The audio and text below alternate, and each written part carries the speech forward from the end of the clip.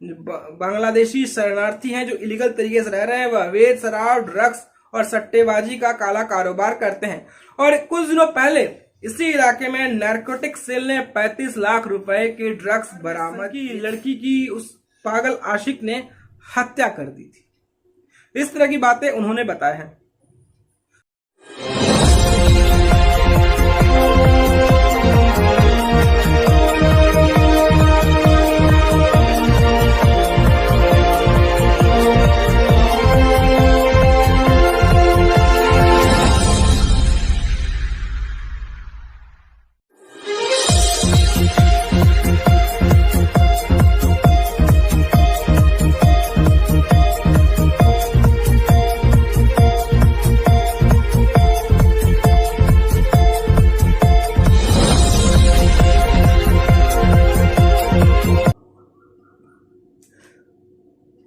नमस्ते, सदा वत्सले मातृभूमि। एक बार फिर आप सभी दोस्तों का जनमानस समाचार के आज के हमारे इस एपिसोड में आपका स्वागत है। आज जो हम चर्चा करने वाले हैं, हमारा चर्चा करने का जो केंद्र बिंदु है वो है दिल्ली। हम दिल्ली की चर्चा इसलिए कर रहे हैं कि आपने देखा होगा कि कुछ दिनों पहले दिल्ली के शाहबाद डेरी इलाके में एक नाबालिग लड़की साक्षी की कई बार चाकुओं से गोदकर उसके मौत के घाट उतार दिया गया।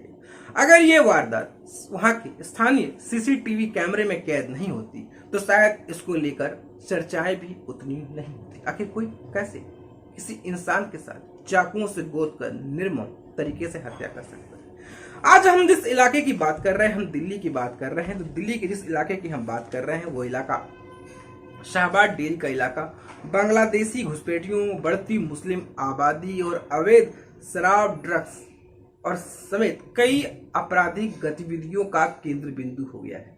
इसी इलाके से आता था साहिल खान। ये साहिल खान साक्षी की चाकुओं से गोदकर हत्या कर दी। आज हम इन्हीं पहलुओं पर बात करने वाले। जो हम दिल्ली की बात करते हैं, अगर हम दिल्ली की बात करें या भारत के किसी और छोर की हम बात करें, तो हम देखते हैं सड़क में कुछ होता रहता है तो अगल बगल के लोग देखते हैं तो वो टोकते हैं, भैया ये क्या हो रहा है, आप ये क्या कर रहे हो। जिस दिल्ली में सीसीटीवी फुटेज में मामला चल रहा था तो लोग उधर से गुजर रहे थे और ये जिहादी मानसिकता तत्व से ग्रसित ये साहिल उस पर वार कर रहा था और लोग देखते जा रहे थे और लोग कुछ नहीं बोल रहे थे। ये दिखाता है कि दिल्ली जो एक सराय है, बाहर से लोग आकर वहां ठहर गए हैं, वो बस पशुओं की तरह खाना और कमाना जानते हैं। उनकी मानव मूल्य और उनकी मानसिकता किस तरह से चरचरा गई है और जो बोलते हैं ना मानवीय मूल्य की जो भावनाएं हैं वो पूरी तरह से निस्ते नाबूद हो गई। जिस दिल्ली को लेकर केजरीवाल कहते हैं कि हम दिल्ली के जो शिक्षा मंत्री हैं दुनिया के बेहतरीन शिक्षा मंत्री में से एक है और दिल्ली की जो कानून व्यवस्था है वो दुनिया की बेहतरीन कानून व्यवस्थाओं में से एक है, मगर इस तरह की जो वारदात होती है कहीं न कहीं दिल्ली पर सवालिया निशान खड़े करते नजर आते हैं। अगर ये सिर्फ मामला साक्षी का होता तो मैं कह सकता था, लेकिन साक्षी की वारदात हमने देखी, हमने श्रद्धा वालकर की वारदात देखी। श्रद्धा की वालकर की वारदात के बाद पूरा देश तो मानो सुलग गया था। देश में हर तरफ विरोध के स्वर गुंजमान होने लगे थे, लोग चर्चाएं करने लगे थे कब तक इन जिहादी मानसिकताओं की शिकार हमारी बहन बेटियां होती रहेंगी। हर तरफ चर्चा होने लग गया था, हर तरफ चर्चा के केंद्र बिंदु और लोगों के समक्ष सामने आने लगे थे।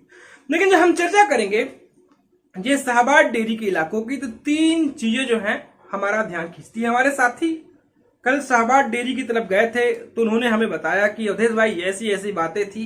वहां जाने के बाद कुछ बातें हैं शाहबाद डेरी के इलाके में, दिल्ली में हमें कुछ बातें जो हैं हमें नोटिस किया है, वो है अवैध मजार।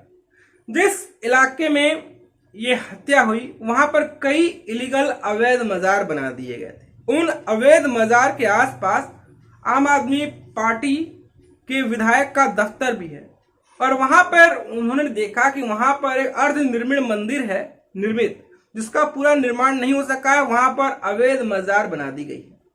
हत्या वाली जगह से ठीक सामने मात्र 200 मीटर की दूरी पर आप विधायक का दफ्तर भी है।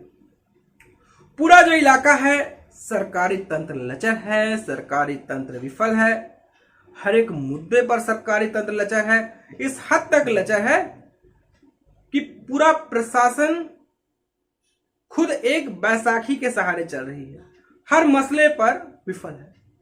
अवैध शराब बेचे जा रहे हैं, सरेआम खुलेआम शराब बेचे जा रहे हैं, ड्रग्स के धंधे हो रहे हैं और पुलिस किसी को घेर भी नहीं पा रही है। ये बातें जो है हमारे सामने आई हैं, तो कहीं ना कहीं आने के बाद हमें ये जो लोग कहते हैं कि दिल्ली पुलिस चुस्त दुरुस्त है, कहीं ना कहीं कहानी में और चरित्र में काफी भिन्नता भी नजर आती है। एक स्थानीय पत्रकार हैं जो कहते हैं जहां पर ये हत्या हुई थी, जहां पे घटना को अंजाम दिया गया था साक्षी का, उस वारदात से कुछ ही दूरी पर उनका घर, मात्र 2 किलोमीटर। वो तेज 24 न्यूज में काम करते हैं। वो कहते हैं कि ये लव जिहाद की कहानी, ये लव जिहाद का जो चरित्र यहाँ पर देखने को मिल रहा है, यहाँ इसलिए फल फूल रहा है कि यहाँ पर जो है वो बांग्लादेशी आकर बस गए हैं। जो भी अवैध कारोबार है, जो अवैध कहानी है, उस पर ये लगातार कुंडली मारे बैठे हैं और उन्होंने कई घुसपैठियों की जानकारी भी दी है। वो कह रहे हैं कि धीरे धीरे यहाँ पर जो एक समाज की जो आबादी है वो लगातार बढ़ती जा रही है। ये लोग जिस मस्जिद में नमाज अदा करते हैं, पढ़ते हैं, वहां इन लोगों को हर चीज की ट्रेनिंग दी जाती है कि कैसे हिंदू लड़कियों को फांसना है, कैसे हिंदू लड़कियों का माइंड डाइवर्ट करके उन्हें अपने धर्म में लाना है और अपने धर्म में लाकर उनका मानसिकता में ऐसे जहर बोना है कि वो अपने सनातन धर्म को छोड़कर इस्लाम कबूल करें। और धीरे धीरे उनकी जो मानसिकता है कि भारत को एक इस्लामिक राष्ट्र की ओर ले जाना है, वो कहानी यहाँ पर सक्रिय है। और ये काम बांग्लादेशी मुस्लिमों शामिल है इसमें, से बांग्लादेशी मुस्लिम इस तरह के काम करते हैं। उन्होंने कहा कि जो साक्षी जो हत्याकांड हुआ है, इसमें ये जो जाहिल साहिल उसे मारा है, साक्षी को पता नहीं रहा होगा या पता था या नहीं था, वो बात की बात है कि ये जो है मुस्लिम है। वो अपने हाथ में कलेवा लपेटता था, उसके साथ मंदिर आना जाना करता था। वो तमाम तरह की बातें हमने पहले भी एपिसोड में आपको बताई थी, साहिल से जुड़ी और साक्षी वाले जुड़ी हुई कहानी में, कि वो चाहता था कि वो लड़की धर्मांतरण कर ले। वो लड़की धर्मांतरण नहीं की, उसकी सच्चाई उसको पता हो गई थी और उसकी बात वो मान नहीं रही थी, तो उसने उसे मौत के घाट उतार दिया। यहाँ जो सरकारी जमीन है, सरकारी जमीन पर अवैध कब्जा है। सरकारी जमीन पर अवैध कब्जा कर कर यहाँ पर धड़ल्ले से मदरसे बनाए जा रहे हैं, तमाम से कहानियां बनाई जा रही हैं। ये जो सरकारी जमीन है, यहाँ पर कई तरह के पार्क थे। अब यहाँ पर पार्कों पर लोगों का आना जाना कम हो गया है। ये सारे जो सरकारी इलाके हैं, जो पार्क थे, यहाँ पर अवैध कब्जा धीरे धीरे बढ़ता जा रहा है। यहाँ के जो बच्चे खेलने के लिए, यहाँ की जो बच्चियां सैर करने के लिए जाती थी, अब यहाँ नहीं, अब दूर के इलाके में जाती हैं। अब दूर के इलाके में जो बच्चियां जाती हैं सैर सपाटा के लिए, बच्चे जो खेलने जाते हैं, वहां पर जाने के क्रम में उनके साथ जाति की जाती है और छेड़खानी की कहानियां यहाँ पर साफ साफ नजर आती हैं। और जाहिर सी बात है, जो मैं इस तरह की बातें बोल रहा हूँ, यहाँ का जो विधायक है वो आम आदमी पार्टी का है। वो आम आदमी पार्टी जो अपने आप को कहती है कि वो जनता की सरकार है, वो जनता के लिए है, मगर यहाँ जो आम आदमी पार्टी की जो कथनी है, करनी है, वो उसमें साफ साफ फर्क होता नजर आता है। अवैध शराब, ड्रग्स और अफीम जैसी घटनाएं जहां पर बिक्री जो है इस शाहबाद इलाके में धड़ल्ले से जारी है। शाहबाद डेरी के इलाके में अवैध नशे का कारोबार फल फूल रहा है। आप सभी जानते हैं, ये बांग्लादेशी रिफ्यूजी जो दिल्ली में रहते हैं, और दिल्ली की कहानी आपको पता है, दिल्ली में जो बांग्लादेशी रहते हैं, रोहिंग्या रहते हैं, वो ये सरकार जो है उनके साथ किस तरह से महबूब की तरह पेश आती है, उन्हें हर तरह की सुविधाएं देती है, उन्हें हर तरह की सुविधाएं प्रदान करती है। इसका नजारा हमने स्वयं दिल्ली में उस इलाके में जाकर देखा जहां के विधायक अमानतुल्लाह खान साहब थे, ओखला के। कई सालों पहले हमने खुद देखा था, रोहिंग्यों को जो बसाया गया है और रोहिंग्यों को हर सुविधाएं प्रदान की जा रही हैं, वो इसलिए प्रदान की जा रही हैं कि उनका कोई घर नहीं है, कोई रहने का ठिकाना नहीं है, कोई दर नहीं है, कोई कुछ नहीं है, कोई कुछ नहीं है। तो भैया जाएंगे तो जाएंगे कहाँ? मानवता वाली बात है, ये मानवता वाली कहानी है। हम जो है मानवता के उपासक हैं, हम जो है मानवता के खिलाड़ी हैं, हम हर मानवता की कहानी को आजमाते हैं। तो भैया इनके साथ जाति हम कैसे कर सकते हैं? शाहबाद डेयरी के हम बात करें, रोहिणी सेक्टर 25, रोहिणी के सेक्टर 26, सेक्टर 27 की जो झुग्गियां हम हैं, उनमें जो रहने वाले बांग्लादेशी शरणार्थी हैं जो इलीगल तरीके से रह रहे हैं, वह अवैध शराब, ड्रग्स और सट्टेबाजी का काला कारोबार करते हैं। और कुछ दिनों पहले इसी इलाके में नारकोटिक सेल ने 35 लाख रुपए के ड्रग्स बरामद किए थे। ये सब बातें स्थानीय पत्रकार ने जो हमारे साथी को बताया, उन सब बातों को हम आपके समक्ष धीरे धीरे पन्ना दर पन्ना खोलने की हम पुरजोर कोशिश कर रहे हैं। अब दिल्ली और ये लव जिहाद का मामला। अब भाई जो लव जिहाद के मामले में हम आ गए हैं, तो लव जिहाद का मामला कोई नया तो नहीं है कि जिसकी हम चर्चा कर रहे हैं कि लोगों के दिल में पीड़न या उत्पीड़न की कहानी ज्वार मारता नजर आए, या उनके सांस नली में किसी प्रकार की कोई उत्पीड़न नजर आए कि हम यहाँ पर लव जिहाद के मामले का चर्चा कर रहे हैं। लव जिहाद का मामला हर जगह नजर आता है। मैं क्या बात करूं, कुछ कुछ मुद्दे ऐसे हैं जो मेरे सामने प्रस्तुत है, मैं उन्हें बोल नहीं सकता क्योंकि मैं अपने सामने देख रहा हूं, क्योंकि उसकी भी इज्जत और मर्यादा वाली बात होती है, आदमी चर्चा नहीं कर सकता है। लव जिहाद के मामले की बात कर रहे, एक ताजा घटनाक्रम की बात हम बात करें ही। अब किन किन कहानियों की बात करें लव जिहाद के मामले में। गत वर्ष की हम बात करें, झारखंड के दुमका जिले में एक जिहादी ने उस लड़की के घर में घुसकर उस पर पेट्रोल छिड़क कर आग लगा दिया था। साक्षी का तो कहानी जानते ही हैं। उदयपुर की हम बात करें, उस लड़की को धर्मांतरण करने का दबाव डाल रहा था, वो जाके न्यायालय में शिकायत करती है। जब उसे थाने पकड़ के लाया जाता है, उस जिहादी को, जितने वकील संगठन वाले थे, उसकी जमकर कुटाई करते हैं। तो भैया कहानी है, ये कोई नई बात नहीं है। इन्हें सब पता है, इन्हें अधिकार चाहिए, इन्हें कर्तव्य बोध नहीं, इन्हें अधिकार चाहिए। जब ये पकड़ा जाते हैं तो अपने आप को पीड़ित का रोना रो देते हैं। हम अल्पसंख्यक समाज से आते हैं इसलिए हमें सताया जाता है, हम अल्पसंख्यक समाज से आते हैं इसलिए हमें डराया जाता है, हमने तो हिंदुस्तान को चुना, हम तो हिंदुस्तान में रह गए, हम चाहते तो पाकिस्तान चले जाते। इस तरह की बातें लाजमी है, ये कहते नजर आते हैं। को कहते हैं स्थानीय पत्रकार साहब कि लव जिहाद का मामला सिर्फ यही नहीं है, कई मामले हैं। कई मामले इतने पुराने हैं कि उन्हें उसके बारे में कुछ विस्तृत जानकारी नहीं है। वो कहते हैं कि इससे पहले यहाँ के सेक्टर 25 रोहिणी में लव जिहाद का मामला सामने आया था। ये काफी दिनों तक चर्चा का केंद्र बिंदु रहा। ये एक तरफा मामला था और सेक्टर 27 में एक ताजा मामला, प्यार में सनकी लड़की की उस पागल आशिक ने हत्या कर दी थी। इस तरह की बातें उन्होंने बताया है। अब हम बात करें आम आदमी पार्टी सरकार की। आम आदमी पार्टी सरकार, जिन्होंने आम आदमी पार्टी के बारे में जाना है, सुना है, पहचाना है, और ये आंदोलन जीवियों की ये पार्टी है जो कभी अन्ना के कंधे पर चढ़कर वो राजनीति के सियासत में उतरे, कहते थे हम लोकपाल की बात करते हैं, हम भ्रष्टाचार के खिलाफ बात करते हैं, हम भ्रष्टाचार की कहानी के खिलाफ बात करते हैं। ना ये भ्रष्टाचार के खिलाफ वाली कवायद अब नजर आती है, ना इन केजरीवाल साहब के लोकपाल की बात नजर आती है जो लोकपाल की बात करते थे।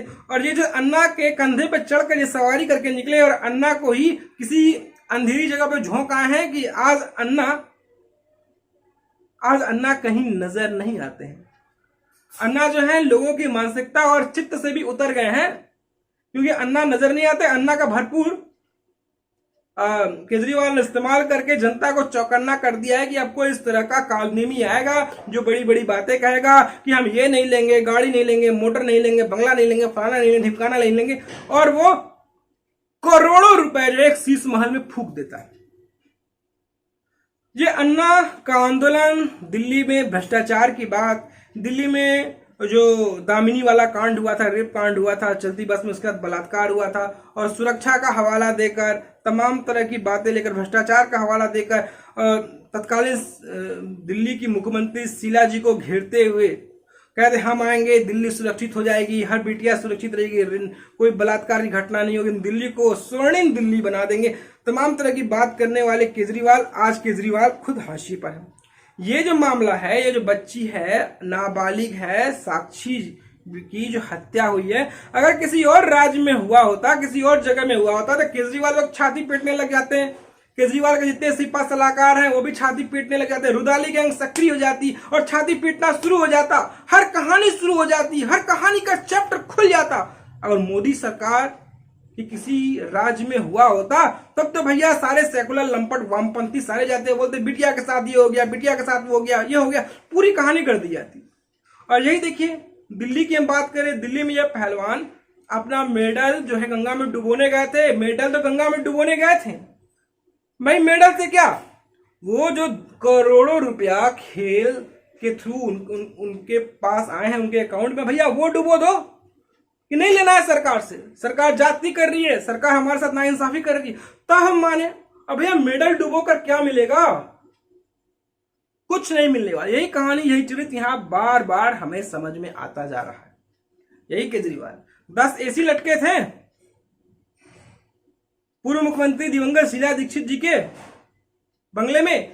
ये देखकर इनके कलेजे में सांप लौट जाता था कि भाई यहाँ बहुत लोगों के घर पे छत नहीं है, बिजली नहीं मिलता, पानी नहीं मिलता, 10-10 एसी टांगे हुए हैं, और यहाँ जो है करोड़ों के बंगले बना दिए जाते हैं, शीश महल बना दिए जाते हैं, पेड़ काट दिए जाते हैं, एनजीटी तक का गला घोट दिया जाता है। एनजीटी ये कुछ बताया ही नहीं जाता, सरकारी बंगले तोड़ दिए जाते हैं।